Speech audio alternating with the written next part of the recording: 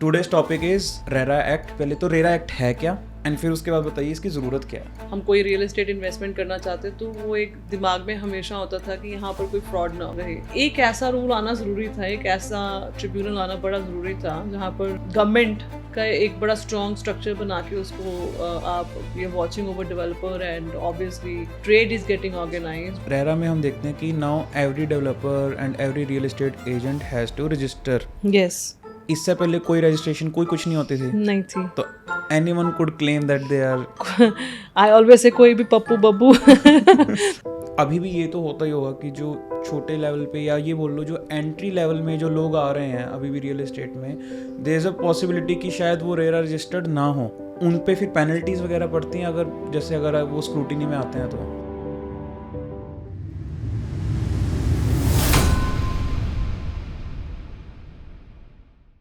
Hello everyone, welcome to pro realtors podcast. I am Litesh and आज हमारे साथ हैं मिस इंद्रजीत। एंड आज का टॉपिक बहुत ही ज़्यादा इंटरेस्टिंग है एंड समथिंग जिसकी वजह से मुझे लगता है कि अब रियल एस्टेट में जो भी इन्वेस्टर्स हैं, जो भी होम बायर्स हैं, उनकी लाइफ में एक पॉजिटिव इम्पैक्ट आया। And today's topic is RERA act which was passed on like 2016 I believe. 2016 was Okay. introduced. तो पहले तो बात करते हैं, बहुत ही इंटरेस्टिंग टॉपिक है and something which everyone should know. ये क्या ज़रूरत क्या थी? पहले तो रेरा एक्ट है क्या, एंड फिर उसके बाद बताइए इसकी ज़रूरत क्या है। So real estate as usual हमेशा ये बातें होती थी, बहुत अनऑर्गेनाइज ट्रेड है, बहुत फ्रॉड्स होते हैं in the name of buying a home, या हम कोई रियल एस्टेट इन्वेस्टमेंट करना चाहते तो वो एक दिमाग में हमेशा होता था कि यहाँ पर कोई फ्रॉड ना रहे।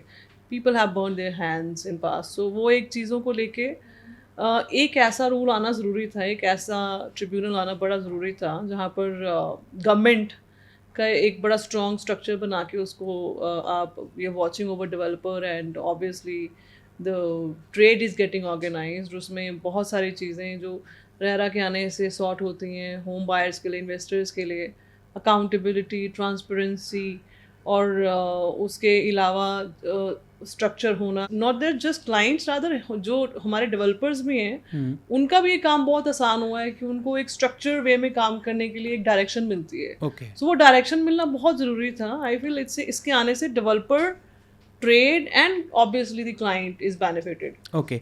तो जैसे आपने बात करी कि डेवलपर को भी बहुत फ़ायदा हुआ है, मतलब होम बायर्स को तो हुआ ही हुआ है बट डेवलपर्स को हुआ है। सो बिफोर रेरा जब प्रोजेक्ट आता था, कहीं रजिस्टर नहीं होना होता था, तो मतलब क्या प्रोसेस होता था बिफोर रेरा? तब कोई प्रोसेस था ही नहीं। ऑब्वियसली ड्यू अप्रूवल्स होते थे, आपने अलग अलग डिपार्टमेंट से अप्रूवल्स लेने हैं। उसमें फिर इन द टर्म्स ऑफ जब ग्रुप हाउसिंग की हम बात करते हैं, जो सुपर एरिया, कारपेट एरियाज की बात होती तो उसमें कैलकुलेशंस हर डेवलपर की अपनी थी। कोई 100% लोडिंग चार्ज करता है, कोई 35% चार्ज कर रहा है, कोई 20 कर रहा है, कोई 50 कर रहा है, तो कोई स्ट्रक्चर था नहीं।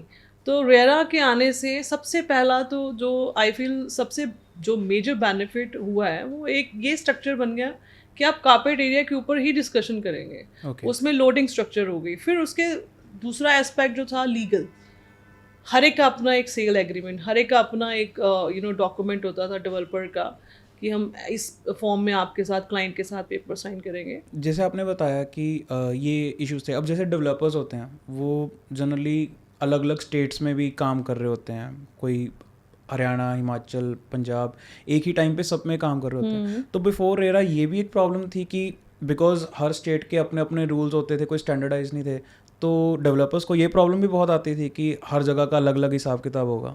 वो अब आज भी रेरा जो है वो स्टेट वाइज है। वो Okay. चीज़ आज भी चेंज नहीं हुई, जिसके लिए हम लोग फाइट कर रहे हैं। हम part of, I am member of national association of realtors. तो इस बॉडी ने, रादर हमारी ऑर्गेनाइजेशन ने, एसोसिएशन ने बहुत मेजर काम करा रेरा लाने में। सो अब सेकंड चीज़ जो हम गवर्नमेंट के साथ रिक्वेस्ट कर रहे हैं, जो हमारे इनपुट्स हैं कि एक वन रेरा वाला एक रूल इम्प्लीमेंट हो जाए कि आप एक रेरा के साथ channel partner, project promoter, developer जो है वो हर जगह काम कर सकता है। वो एक ऐसा प्रोसेस बनाना चाहिए। बट स्टिल जो आप वो बात करें वो आज भी सेम ही है कि अगर आप पंजाब में काम कर रहे हो तो आपको पंजाब का रह रहा है, तो अगर आपने दिल्ली जाए काम करना है आपको दिल्ली में अलग से रह रहा, यूपी में अलग से रह रहा लेना पड़ेगा। सो वो चीज़ें आज भी सेम ही है। डू यू थिंक कि जैसे कुछ स्पेशल स्टेट्स हैं उनके लिए आप फिर भी कह सकते हो कि उनके लिए आप यूनिक रख सकते हो, जैसे फॉर एग्जांपल हिमाचल है, या जो थोड़े आप कह सकते हो कि एनवायरमेंटल सेंसिटिव जोन्स हैं, उनके लिए आप फिर भी कुछ प्रोविजंस रख सकते हो। अदरवाइज वैसे इन जेनरिक एक ही वन रेरा होना चाहिए फॉर ऑल द कंट्री। पूरे कंट्री के लिए जब एक रेरा होगा ऑब्वियसली उसमें नॉर्म्स काफ़ी बढ़ जाएंगी। अभी जो टेक्निकलिटीज़ हैं, अभी जो लीगैलिटीज़ हैं जिसके अंदर चाहे वो चैनल पार्टनर है वो अपना रेरा अप्लाई कर रहा है, चाहे वो प्रमोटर है वो अपना रेरा अप्लाई कर रहा है, चाहे वो डेवलपर है वो अपना रेरा अप्लाई कर रहा है। तो अभी क्या है, स्टेट इज़ मैनेजिंग जो भी स्क्रूटनी उसमें आती है, जो भी वॉच करने वाली चीज़ें। जब आप कंट्री लेवल पे, नेशनल लेवल पे जाते हो तो उसमें जॉब गवर्नमेंट की काफ़ी बढ़ जाती है, पर उसमें प्रोसेसेस इजी हो जाएंगे। काम करना जो आपकी रीच है हर एक प्रोफेशनल, रियल एस्टेट प्रोफेशनल की, वो काफ़ी बढ़ जाती है। तो वो एक इन टर्म्स ऑफ, अगर आप स्पेसिफिकली हम बात करें, जैसे हिमाचल है, हिमाचल लेजर होम्स के लिए एक अच्छे एनवायरनमेंट के लिए people buy properties there, more than investment, more than growth in money, वो प्रॉपर्टीज़ बाय की जाती है like a second home, leisure homes. But Himachal का एक अपना सेट ऑफ रूल्स है अंडर रेरा, तो उसको सो फार अभी ऐसा ही चल रहा है। Got it. इसमें रेरा में हम देखते हैं कि now every developer and every real estate agent has to register. Yes. इससे पहले कोई रजिस्ट्रेशन कोई कुछ नहीं होती थी, नहीं थी। तो anyone could claim that they are I always say कोई भी Pappu Babbu could enter the trade, and चाहे वो डेवलपर बन जाए, चाहे वो चैनल पार्टनर बन जाए, चाहे वो प्रमोटर बन जाए। सो वो चीज़ें उसको एक ऑब्वियसली स्ट्रक्चर करना बहुत ज़रूरी था। रादर आगे मुझे लगता है, जैसे मैं अमेरिका काम करके आई हूँ, तो वहाँ लाइसेंस लेने के लिए आपको स्टडी करनी पड़ती है, पूरे लीगैलिटीज़ क्या हैं, ट्रेड की टेक्निकलिटीज़ क्या हैं। तो वो आप उतनी पूरी नॉलेज गेन करके एक एग्ज़ाम देते हैं, उसके बाद आपको लाइसेंस मिलता है, चाहे आप रियल्टर हो, चाहे आप प्रमोटर हो। सो वो सेम चीज़ें आई फील इंडिया में भी आने वाली हैं। सो दैट एक उसमें there has to be a criteria, set criteria, कि अगर आप if you choose to work in real estate तो आपको basic knowledge about the trade should be that. तो अभी क्या होता है कि हर एक बंदा आ जाता है और वो आके काम करके सीखते हैं। तो आप एक बेसिक नॉलेज के साथ ट्रेड में एंटर करें, so that you can provide a better service. Exactly right. Exactly. मतलब बहुत ज़्यादा वैसे एस्टॉनिशिंग बात है कि आप कोई भी फील्ड्स ले लें इंडिया में, उसमें अगर आपको जाना है तो उसकी there is formal education. Yes. But when it comes to real estate, जो कि वैसे देखा जाए तो रियल एस्टेट जीडीपी वाइज बहुत बड़ी है, performing industry, one of the top, मतलब वर्ल्ड में भी अगर आप सबसे बड़ा एसेट क्लास देखेंगे तो that is real estate 100%। And इस इंडस्ट्री में आने के लिए there is no formal education, nothing like that. Yeah that's a very strange fact. Yes. So and कहीं ना कहीं हर पर्सन जो लाइफ में आ रहा है, जो भी बर्थ ले रहा है इस दुनिया में, उसका रियल एस्टेट के साथ कनेक्शन है ही है। एंड ये सोचने वाली बात है, but you raised a very good point कि जैसे अमेरिका में हो रहा है कि that needs to be implemented. Yes. जब आपने जैसे बताया कि पहले नहीं होती थी बट अब रजिस्ट्रेशन होती है, तो ये प्रोसेस क्या रहता है रजिस्ट्रेशन का? आपको ऑब्वियसली आपकी बैकग्राउंड, चाहे आप किसी भी फॉर्म में रजिस्टर करा रहे हैं अपने आप को, आपकी बैकग्राउंड, आपकी ऑफिस एड्रेसेस, आपकी हर चीज़ को गवर्नमेंट अपने रिकॉर्ड में रखती है, so that in case in future कोई ऐसी चीज़ आती है जो आपकी इन्वॉल्वमेंट, आपकी होने की, आपकी प्रेजेंस की, जहाँ पर आपको आंसर करने की ज़रूरत है, कोई ऐसी चीज़ हो जाती है, फ्रॉड हो जाता है, कोई ऐसी आउट ऑफ वे जाके चीज़ें होती है, तो उसमें आप रीचेबल हो, government can reach you out and they can trace you. तो वो सारी इन्फॉर्मेशन, आपका एजुकेशन डॉक्यूमेंट्स, वो सारी चीज़ें मांगी जाती हैं। वैसे इस इंडस्ट्री में किस किस को जो भी रियल एस्टेट में आ रहा है, किन किन लोगों को रजिस्टर करना होता है? 3 पार्ट्स हैं जो मेजरली इन्वॉल्व हैं। One is the builder, 2 is the promoter, and 3 is the channel partner, the property dealers, brokers, आप जिस भी तरह से कंसल्टेंट्स उसको बोलें। तो हर एक कैटेगरी को अपना रेरा अप्लाई करना पड़ता है, and before you do any transaction आपके पास रेरा होना मैंडेटरी है। ओके। सो अब जैसे अभी भी ये तो होता ही होगा कि जो छोटे लेवल पे, या ये बोल लो जो एंट्री लेवल में जो लोग आ रहे हैं अभी भी रियल एस्टेट में, देयर इज़ अ पॉसिबिलिटी कि शायद वो रेरा रजिस्टर्ड ना हो। तो उन पे फिर पेनल्टीज वगैरह पड़ती हैं अगर वो स्क्रूटिनी में आते हैं तो? सो फार अभी बहुत सारे ऐसे लोग हैं जो सिस्टम में अभी रेरा के प्रोसेसेस में इन्वॉल्व नहीं हैं, जिनके पास अभी लाइसेंसेस नहीं है रेरा के।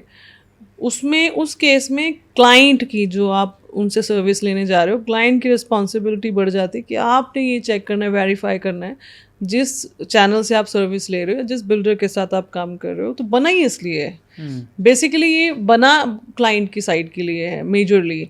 तो उसमें आपने क्रॉस चेक करना है कि आप जिनके साथ काम करने जा रहे हैं इनके पास रजिस्ट्रेशन है। सो ये आइडिया था। Got it. So sort of आप ये कह सकते हो कि क्लाइंट्स के लिए the easiest way to find out कि वेदर दे आर जेन्युइन और नॉट, यस, एटलीस्ट ताकि उन पे आप कंप्लेन करो तो एक्शन लिया जा सके from government side. True that. आप देखिए ना, अब आज मार्केट, कोई भी प्रोजेक्ट मार्केट हो रहा है, कोई भी ब्रोकर अपने बारे में बोर्ड भी लगा रहा है, साइनेजेस भी लगा रहा है।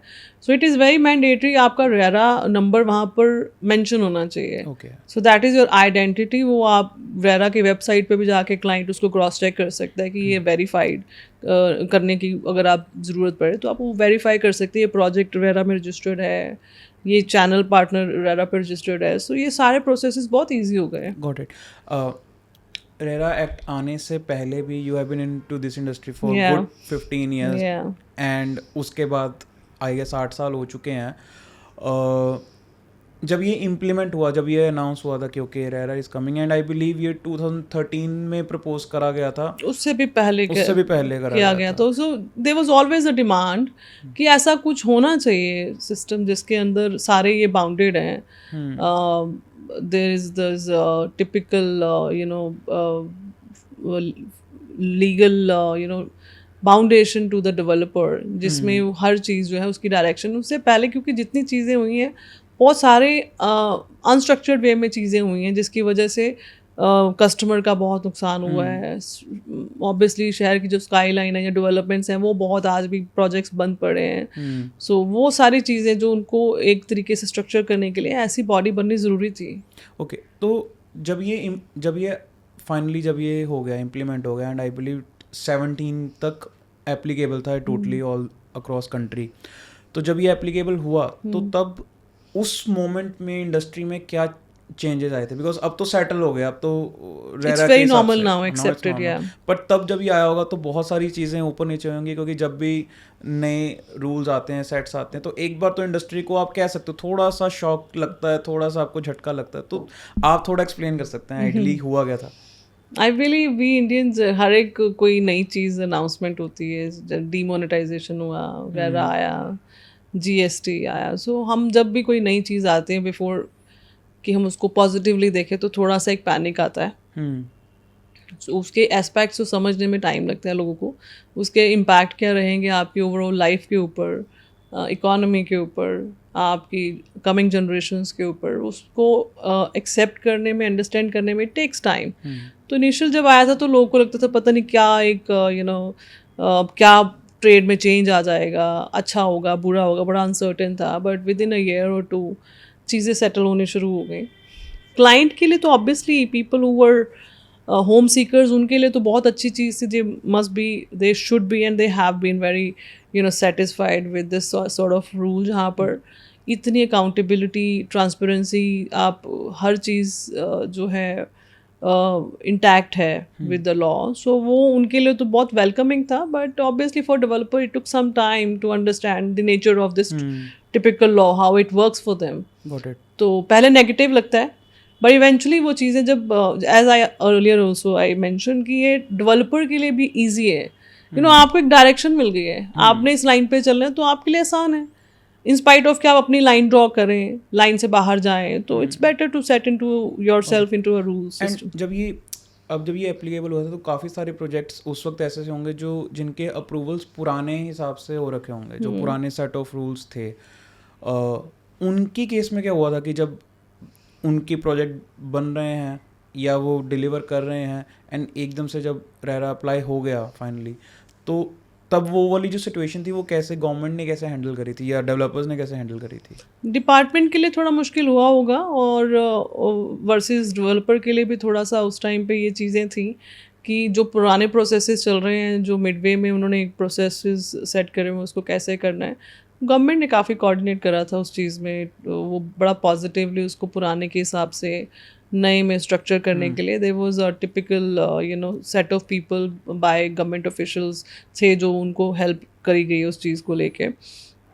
Got it, got. जब हम बात करते हैं कि फ्रॉड्स वगैरह, पहले हम बोलते हैं कि पहले तो बहुत ज़्यादा होते थे, क्या आपने भी एक्चुअल में देखा है कि क्लाइंट्स के साथ फ्रॉड्स सिग्निफिकेंटली कम हुए आफ्टर एरा? दो चीज़ें इसमें देखिए, आज भी क्या है कि ट्रेड जो है, कोई भी इंडस्ट्री है, उसकी बेटरमेंट के लिए हर एक दूसरे तीसरे चौथे महीने कोई ना कोई नया रूल आता है, जो कि I believe it's a very positive thing कि गवर्नमेंट उसको हर एक ट्रेड को इतना स्ट्रक्चर करने में लगे हैं जिससे लाइव हमारे बिजनेस स्टाइल जो है ईजी हो जाएंगे, एक एनवायरनमेंट थोड़ा सा साफ़ सुथरा हो जाएगा, ग्रे एरियाज कम हो जाएंगे। तो अब एक नया रूल भी आया जहाँ पर पहले जैसे फॉर एग्जांपल आपको मल्टीपल डिपार्टमेंट से लेना पड़ते हैं, Approval. You have to take the approvals from forest to the national highways and multiple more departments, 15 departments. तो उसको आप अगर वन विंडो मिली है, गवर्नमेंट ने ऐसा कुछ इम्प्लीमेंट करा कि आप सिंगल विंडो पे ये सारे अप्रूवल्स अप्लाई कर सकते हैं। उसके बाद फिर CLU and then the layout approval, उसको भी सिंगल विंडो कर दिया गया, जो कि बहुत लंबा और लेंथी प्रोसेस था। Okay. तो डे बाय डे ट्रेड को ऑर्गेनाइज करने के लिए जो गवर्नमेंट बेस्ट कर सकती है, this government is doing that. और ये सारी चीज़ें ये जो फ्रॉड्स पर्पसली नहीं, फ्रॉड्स मैं कहती हर बंदा, चाहे वो नए थे पुराने डेवलपर्स थे, तो फ्रॉड समटाइम्स अगेन में वही बात है कि अगर आपको कोई नया बिजनेसमैन भी आता है जो पहले दूसरे प्रोजेक्ट में, उनको अगर डायरेक्शंस दी जाती है, उनके लिए आसान हो जाता है डिलीवर करनी चीज़ें, फंड्स कैसे मैनेज करने हो। तो आपको रेरा में सिखाया ये गया है कि आपने फंड्स जो हैं वो एस्क्रो अकाउंट में रखने हैं विद रेरा। Okay.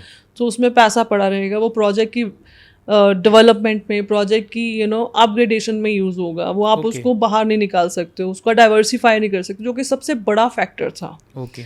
टू, आपके जितने लीगल पेपर्स हैं, जितने अप्रूवल्स हैं, वो सारे रेरा के वेबसाइट पे, अगर आप इंडिविजुअली, आपको जाने की ज़रूरत नहीं है किसी भी कस्टमर को टू फाइंड आउट कि जो मैं प्रोजेक्ट में इंटरेस्टेड हूँ, इसके लिए सारे अप्रूवल्स इनके पास हैं, वो आप ऑनलाइन वेबसाइट पे चेक कर सकते हो। Single there is a single click जिसके ऊपर आपको हर चीज़ मिल रही है। सो फ्रॉड होने के चांसेस काफ़ी कम हो गए। पहले होती थी चीज़ें, बिकॉज उस टाइम पे इंडस्ट्री में रूल्स नहीं थे, इतनी डिमांड सप्लाई वाली भी मिसमैच थी, सो वो उसकी वजह से चीज़ें काफ़ी हुई भी हैं।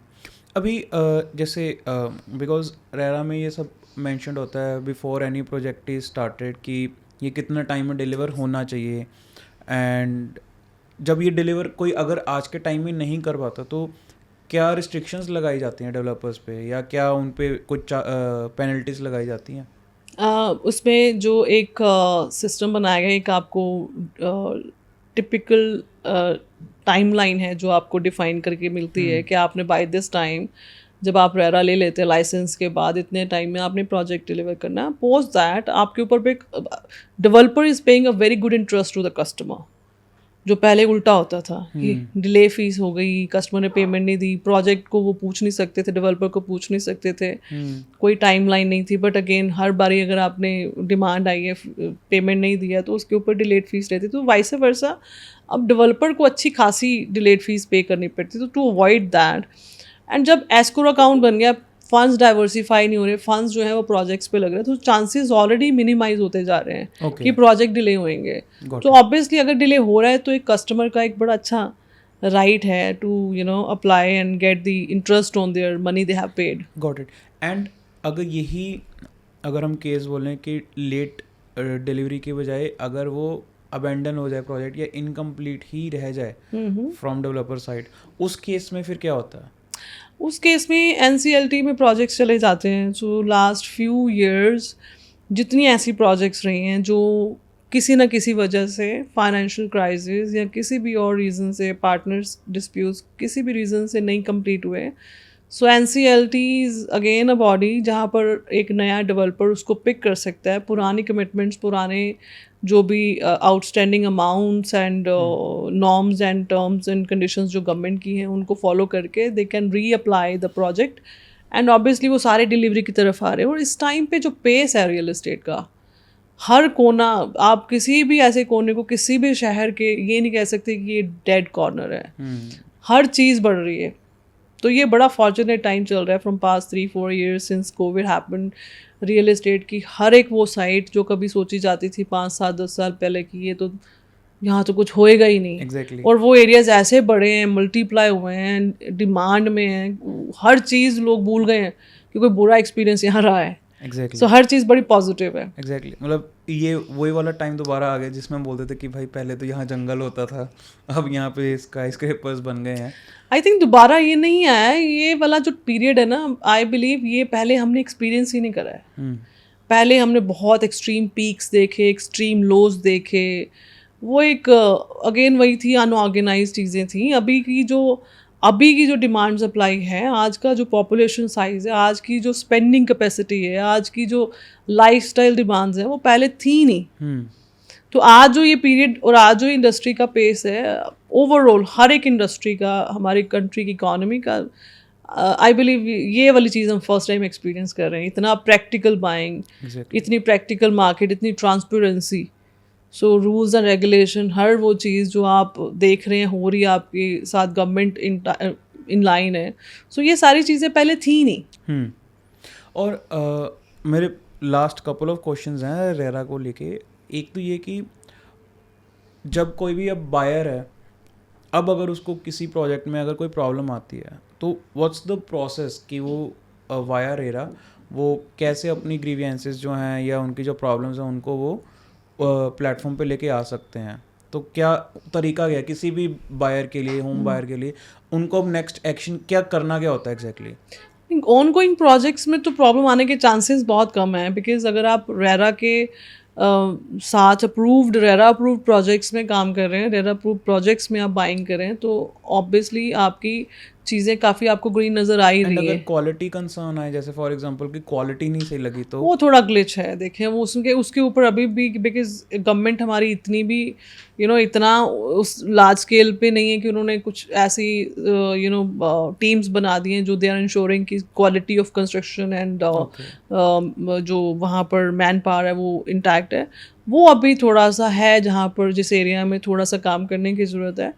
पर वो कंपटीशन इतना है कि हर डेवलपर को खुद प्रेशर है कि मैंने क्वालिटी डिलीवर करनी। वो अगेन पॉजिटिव बात है, पर वहाँ पर थोड़ा सा प्रॉब्लम, वो that is a very hurting fact still, कि क्वालिटी को लेके अभी भी आप इंश्योर नहीं कर सकते, ना गवर्नमेंट ना कस्टमर, ना आप डेवलपर को प्रेशराइज कर सकते हैं कि आप एक टिपिकल इस चीज़ में काम करें। एग्जैक्टली। आई बिलीव ये सेम कंसर्न ये तो जो गवर्नमेंट फंडेड इंफ्रास्ट्रक्चर है उसमें भी ये इशू आता है। उसमें भी ये इशू है। तो ये इंश्योर करने के लिए तो आई बिलीव अभी हम उस स्टेज पे नहीं पहुंचे। ये एक पर्सनल चॉइस है जो हमारे गवर्नमेंट ऑफिशियल्स हैं, जो हमारी अगेन द स्टैंडर्ड ऑफ क्या बोल सकते हैं आप, हमारी जो एक लाइफस्टाइल स्टैंडर्ड्स हैं वो जितने हाई होंगे, जैसे हम किसी भी अच्छी डेवलप कंट्री में जाते हैं तो बी एड सरकारी बिल्डिंग्स हैं, प्राइवेट डेवलपमेंट्स हैं, तो बहुत अच्छे से बनाई जाती हैं। सो वर्कमैनशिप बहुत अच्छी होती है, क्वालिटी ऑफ प्रोडक्ट, जो चीज़ें लगाई जाती हैं, इंटीरियर एक्सटीरियर बहुत अच्छा होता है। So we feel good about the infrastructure, right. तो वो चीज़ें अभी हमने वो स्टेज अभी नहीं आया है। आई होप वो भी जल्दी आ जाए। एग्जैक्टली। यू कैन से कि now we are actually into growth phase, जिसमें हम eventually we will discover these things as well. I believe next 5 years हम बड़े रिस्पॉन्सिबल सिटीजन की तरह अगर एक हर डेवलपर बिहेव करे, सो ये एक नॉर्मल ड्यूटी बन जाएगी, और कि आप जो भी डिलीवर करें वो it has to be graceful. God. In totality now अगर मैं आपसे पूछूं, रेरा की वजह से आप कह सकते हो कि कहीं ना कहीं रेरा का बहुत बड़ा हाथ रहेगा, जो इंडिया की रियल एस्टेट मार्केट जो पिछले कुछ टाइम से ग्रो कर रही है उसमें बहुत बड़ा हाथ रहेगा रेरा का?